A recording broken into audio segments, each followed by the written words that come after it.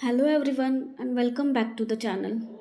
गावाकडून पुण्यात आल्यानंतर मला घर क्लीन करायला घ्यायचं होतं. पण सगळ्यात आधी मी किचन क्लीन करणार होते, तर सुरुवात मी फ्रीजपासून केली.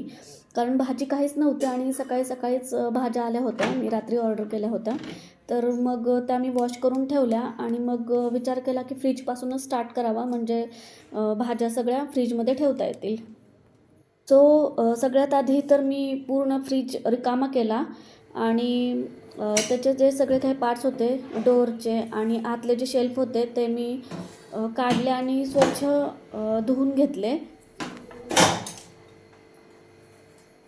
फ्रीज मला खूप दिवसापासून क्लीन करायचा होता.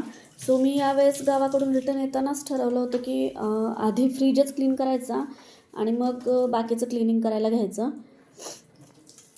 कारण फ्रीज खरंच खूप खराब झाला होता. तर ते शेल्फ मी तिथल्या तिथेच पुसून घेण्यापेक्षा घासून धुवून घेणंच प्रिफर केलं, म्हणजे ते डीपली क्लीन होतील आणि खूप दिवस स्वच्छ राहतील.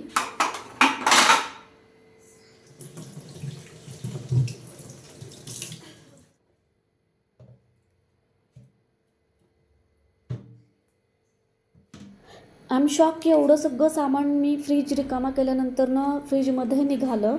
तर कधी-कधी आपल्या लक्षात पण येत नाही, एवढं सामान आपण फ्रीजमध्ये भरून ठेवलेलं असतं. आणि मला पण असंच होत होतं की फ्रीजमध्ये जागाच नाही आहे ठेवायला आणि एवढं सगळं सामान आहे. तर मग मला त्यांची जे मसाल्याचे पॅकेट्स वगैरे होते त्याची एक्सपायरी डेट वगैरे पण चेक करायची होती, की मी उगाच ते भरून ठेवलं का वगैरे चेक करायचं होतं. आधी मी फ्रीजमध्ये जो कचरा पडलेला होता तो एका स्वच्छ कपड्याने काढून घेतला आणि फ्रीजमधला कचरा खाली पडला होता. आधी तिथलं झाडून काढणं गरजेचं होतं, कारण तोच कचरा माझ्या पायाला लागून सगळीकडे पसरत होता.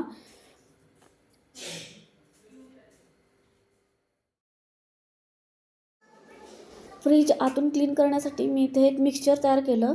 तर त्यासाठी मी इथे एक अर्धी वाटी पाणी घेतलं आहे आणि त्यामध्ये मी एक टोपण व्हिनेगर घेतलं आणि त्यामध्ये थोडंसं विम लिक्विड ॲड केलं.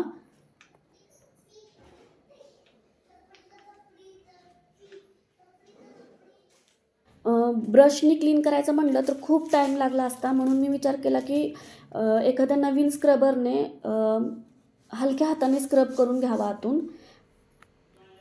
फ्रीजच्या डोअरला जे ब्लॅक जमा झालं होतं तर ते मी असं ब्रशच्या साहाय्याने जे मी लिक्विड तयार केलं होतं त्याने ते क्लीन करून घेतलं.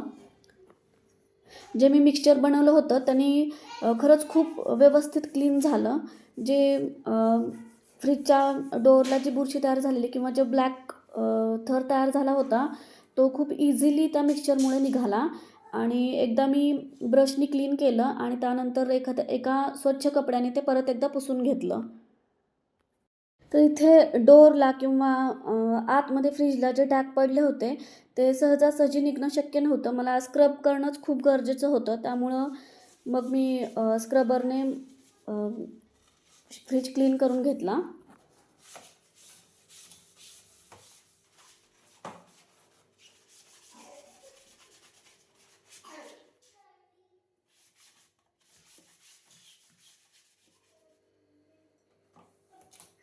स्क्रब केल्यानंतर वाईप्सने ते वाईप करून घेतलं आणि एका क्लीन कापडाने परत एकदा ते डोअर मी पूर्ण पुसून घेतलं.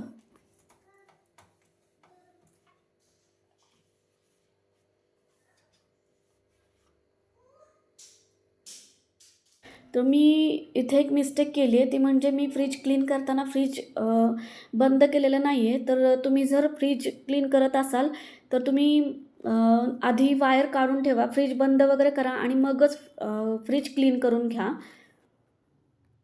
मी टोटली विसरून गेले ते फ्रीज बंद करायचा आणि त्यानंतर माझ्या लक्षात आलं की मी पूर्ण फ्रीज बंद न करताच क्लीन करून घेतला आहे.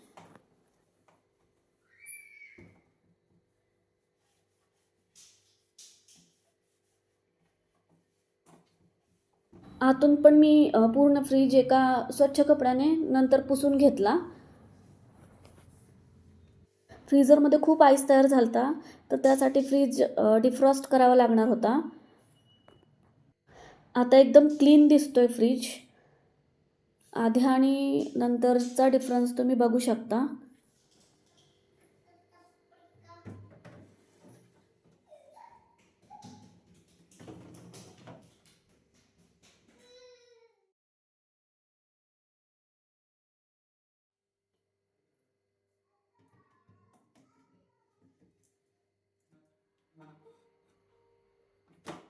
हा छोटासा बॉक्स आहे स्टोरेजसाठी. तर त्यामध्ये मी अद्रक किंवा जे असे छोट्या छोट्या गोष्टी असतात त्या फ्रीजमध्ये इकडे तिकडे ठेवल्या तर पटकन सापडणार नाहीत. तर अशा गोष्टी मी या बॉक्समध्ये स्टोअर करून ठेवते. तर यामध्ये मी अद्रक, ओली हळद आणि आवळा स्टोअर करून ठेवलेला आहे.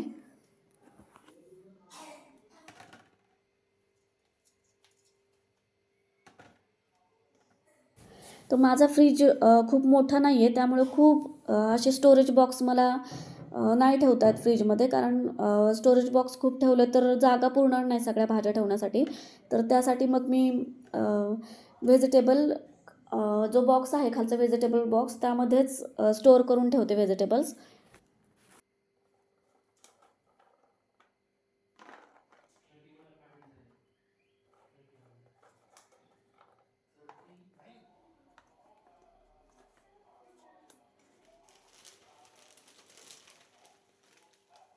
तर या स्टोरेज बॉक्समध्ये मी कोथिंबीर आणि पुदिना ठेवते आणि यामध्ये ते फ्रेश राहतात कोथिंबीर आणि पुदिना. जर पेपरमध्ये ठेवलं तर ते एकतर वाळून जातं किंवा पेपरला पण पाणी सुटतं.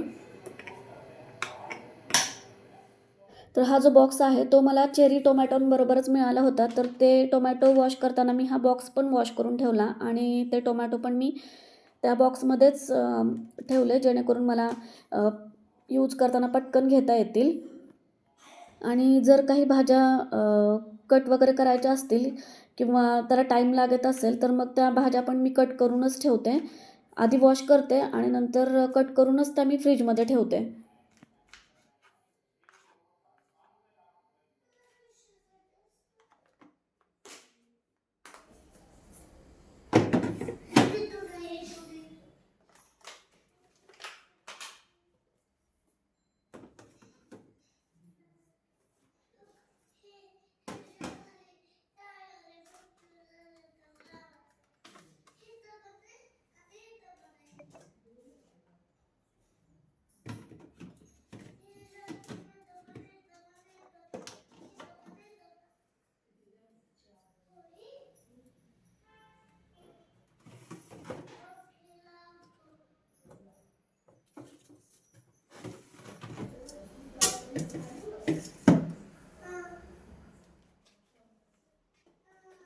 तर एक्सपायरी डेट चेक केल्यामुळे बरंचसं सामान इथलं कमी झालं, जे मी खूप दिवसापासून तसं स्टोअर करून ठेवलं होतं आणि मला माहिती नव्हतं की ते एक्सपायरी झालेले आहेत मसाले वगैरे. तर त्यामुळे पण इथे थोडंसं क्लीन दिसायला लागलं हे डोअरमध्ये जे मी स्टोअर करून ठेवलं ते आणि थोडीशी जागा पण झाली.